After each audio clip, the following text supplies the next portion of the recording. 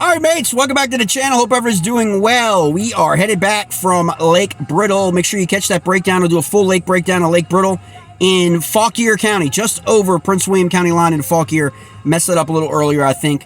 I said Warrenton. It's not exactly in Warrenton, I think, on the way between Gainesville and Warrenton. So we'll do a complete lake breakdown for that. Also, quick update. Most likely next week, we will do a live stream on all of the controversy stemming from the Kayak Fishing League, okay?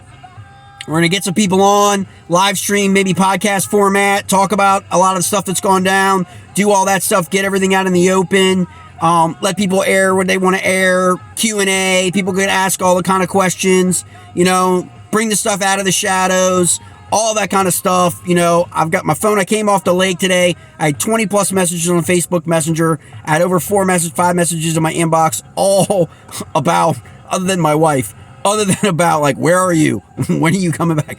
All about like, hey, what's going on? Did you hear the news? Did you hear it? And look, here's the thing. Let me give you a quick answer to that. If it's KFL related, I'm not going to hear the news. Okay, sorry. That organization blocked people like me and banned people like me weeks ago. Okay, so I'm not going to get any notification that the KFL posted anything.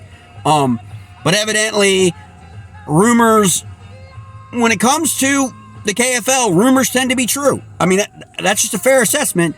There was a rumor last week that Drew Gregory was going to actually be able to play and in the playoffs, even though he didn't play during the regular season. Hey, listen, Drew Gregory's a hell of a guy. He can do whatever he wants. He's earned that right. I have no problem with Drew Gregory. I think he's got an awesome page. He's an absolute stick. Kudos to the seasons he's had this year, because he's had a hell of a freaking year. But evidently he will play in his first KFL match this Saturday on Dardanelle during Hobie. And a lot of people are upset about it. Like, there are a lot of people in the KFL upset about it, but they're not public, and I understand why. You know, and it kind of begs the question. So, someone a lot smarter than me, okay, posed the question, and it's actually a valid question. I don't expect the KFL to answer it, but it's a valid question. You have 8 anglers on a KFL team, and you start 4. So evidently, one of the Arkansas anglers went down with a foot injury. By the way, we wish him a speedy recovery. Don't wish that on anybody. Hope everything goes well. I don't know if he has to have surgery or not, but hopefully he gets a speedy recovery. So Arkansas Hawgs, again, seriously. I mean, this team is at the center of everything that seems to be happening wrong in the KFL. I don't know what it is. I don't know what's going on down there, man. I don't know if it's the beer that's being drunk down there. I don't know what. But, okay. So they add Drew Gregory. So they dropped down to 7 anglers. And they needed to add Drew Gregory because one of their players got injured. And, I mean, I guess you have to have 8, right? You only have to have 4 to play. So, okay. So here's the question that's posed. And I'm throwing this out there to YouTube land, to the entire audience, and on my Facebook page, and on TikTok, and on Instagram, for the answer to this question. Because I have no idea. I mean, the KFL never responds to any questions, any emails that I send them for information, regarding anything. It's like, you know, they are above everything, evidently. They don't have to, like, you know, or care to, whatever. That's okay. It just makes it worse, for my opinion. But here was the question is, okay, so you have 7 anglers, and you only have to play 4. Here's the question. Okay. The Arkansas owner is not on the active roster of the Arkansas Hawgs. So why didn't the KFL just say, okay, well, you can slide into the 8th spot as the owner because it's after the trade deadline? No other teams added it, to my knowledge, no other teams added any other players from the playoffs. Right? And it was after the trade deadline, which was weeks ago. And it's unfortunate they had an angler get hurt. But why didn't the owner just slide onto the active roster? I mean, let's be honest. He ain't going to sniff a game anyway. Look at that. That Arkansas team is stacked. I mean, let's be honest. Everybody knows me. I got issues with KFL's leadership and management, but I certainly don't have issues with the talent level of the anglers that are in the KFL. Okay, Cody Milton, hammer. Okay, you got Cody Milton, Garrett Morgan on Dardanelle, Drew Gregory on Dardanelle. Like, come on.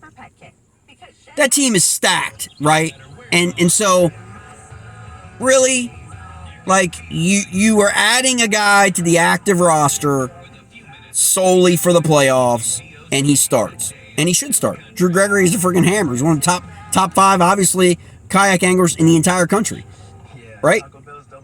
But it's like, that, to a lot of people, again, a lot of people in the KFL that are players aren't publicly stating it, but a lot of people are pissed. And I just think it's kind of like, okay, this team doesn't seem to care about any rules, doesn't seem to care about what gotta give them credit. I give them props down in them boys in Arkansas because they don't care what people think of them. They clearly don't. I mean, that's cool. That's actually a cool thing to be, I guess.